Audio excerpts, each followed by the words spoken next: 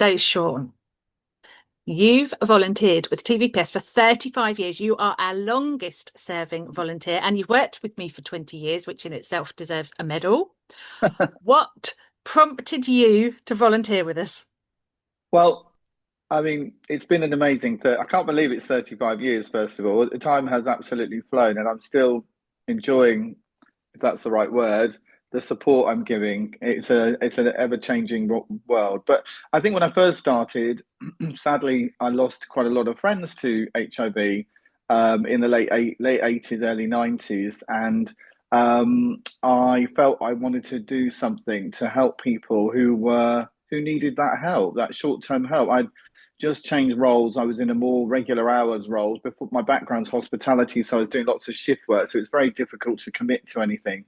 Um, but I was starting to do more regular hours, and just moved to Maidenhead then, and I felt, I really want to do something because I'd lost some really good and dear friends, and I found TVPS, and so I joined, and I went on quite an intensive training program, to be honest, for few weekends, and my very first role was a buddy, and that was for very much short-term support, helping people and pretty much near end of life, which was very sad in the area. And a lot of them were on their own. I didn't have anyone to go to or talk to, or didn't their families didn't know.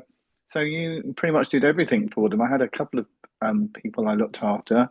Um, they had practical support, like I'd go and do their shopping, and sometimes I'd just be there and listen to them, and they wanted to have a little chat and hold their hand when they were feeling a bit down, take them to the hospital, visit them in hospital, and a couple of times I was there at the end of life, just being there with them while they passed away, and that was incredibly humbling and incredibly sad, and it just made me realise that we needed to really do a lot more than we were doing at that time for those people in that situation. So did that for quite a few years, and obviously the face of HIV changed in that time, and I stayed as a buddy for quite a few years, but then I took on as that sort of changed slightly and there was the less need for that short-term support, I did stay as a buddy, but stayed looking at working with people or supporting people. And a couple that I looked after that spent maybe 10 years working with them and going to see them on a weekday and spend have a cup of tea and a chat.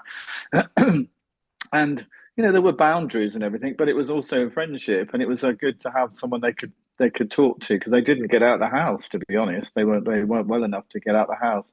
So I did that for about on and off for about 10 years, and then during that time, I also became involved in fundraising because funds weren't really out there at the time. We did charity balls. I look back now and think, God, how did we did all those charity fundraising balls. And I think in terms of so I did fundraising, and then I sort of was asked to become a trustee, which I did. Oh gosh, now about I don't know, probably 20 years ago 20 now. years, Yeah, yeah.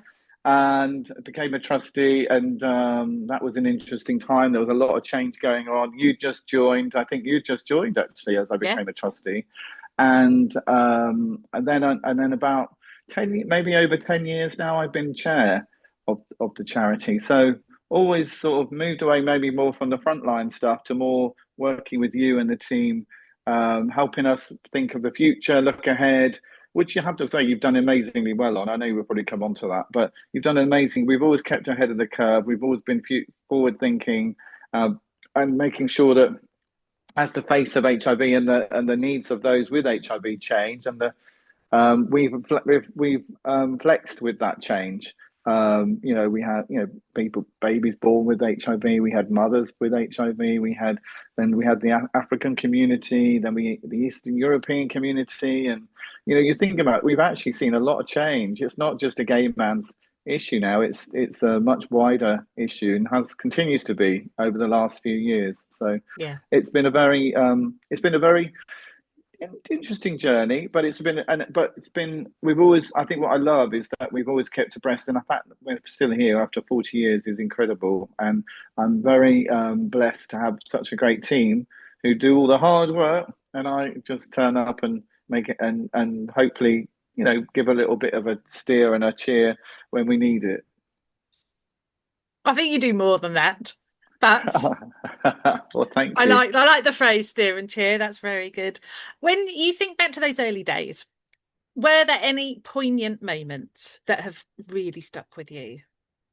Um, I mean, as I say, I think definitely the short-term support and how, there's that program called It's a Sin, and that was so true. That was definitely my era, Mm, being a young gay man, and there was a lot of that stuff going on. But I think it rung true to me when I used to, when people were on their own, isolated, living alone, not talking about it, not sharing their diagnosis with their families or friends, and basically dying alone. It was very sad, and so that was probably the thing that stuck with me. And I think what stuck with me still is the need to have that face-to-face client support. I think we've always been very, and we've always felt, and I know you do as well, Phil, that's very important. A lot of charities have not been able to do that because of the cuts or whatever, or funding or issues. But we've always been really, that's always been very important to us.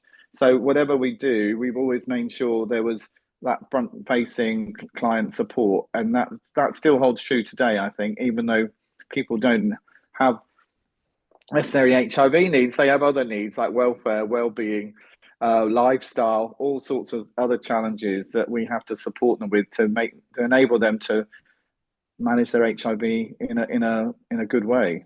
yeah, yeah, it's very true. And the public perception of HIV then, when you started to volunteer, to now, that's changed too, hasn't it? Yeah, it was quite tough. I'll be honest. There was a lot of stigma and a lot of anti. I remember us doing World AIDS Day fundraising in Windsor or places like that, and be getting abused by people Mm. saying, "Oh, have you got HIV?" or "You deserve it," or stuff like that. And it was really, or "They deserve it." It was very, very not good. So we ended up stopping that sort of shaking a tin outside because it wasn't fair to the volunteers that were giving their time up Mm. and helping people. So you found other ways to raise funds and raise awareness, but it did become and that was in Windsor. You think so?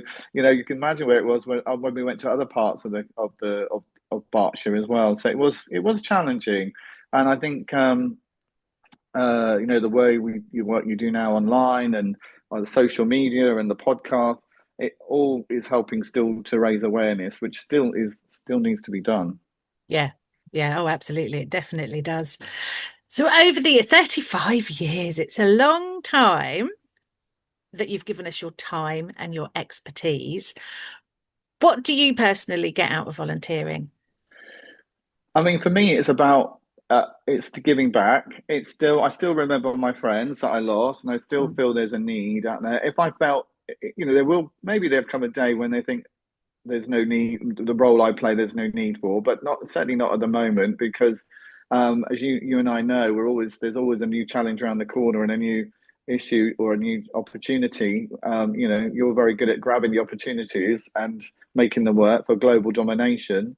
So it's very much an ever moving piece. I've never ever got bored. I've never said, "Oh my goodness, my time is done," because I know it's ongoing. Even when we get to 2030, I think there'll still be some work for us to do, yeah, supporting people who are long-term survivors, or living in care homes now, which I know we're already dealing with or picking up now. So I don't know. Probably at some stage I'll get to a point where you probably have to put me out to pasture. But at the moment, it's flown by, and it's certainly something that I still enjoy doing, and enjoy, if enjoy is the right word, but I feel like giving back and supporting and making a difference, hopefully making a difference over the yeah, last few years. definitely. And you mentioned 2030. As the chair, what do you think the future looks like for TVPS? But TVPS, well, I think the challenge is, Sarah, we don't know, let's be honest. But so that's what we have to do as things come our way, which they have. Let's think about what's happening in the world with Trump's lovely decisions, and the impact that might have on us, or the funding issues, or the 2030. we have to just be deal with it and be ahead of the curve. So I think we have done stuff. As I said at the start, the fact we're Mm. still here 40 years where other charities haven't managed to survive, and we look at it. We're client facing, but we also look at it that we ensure we have enough funds to do the stuff we want to do. Um, I think that will help us, and I think the I can't give you a direct answer. I hope we're still around. We always never think more than 3 years, do we? Because we never know what's around the corner. But 40 years in, we're still in, even though we've only had a 3 year plan. And in fact, we have got a plan. We've got a very detailed strategy, and it's a very much a moving feast. And we have flex, and we have a very good board of trustees, which has evolved over time as different needs of the trustees we've needed different skill sets.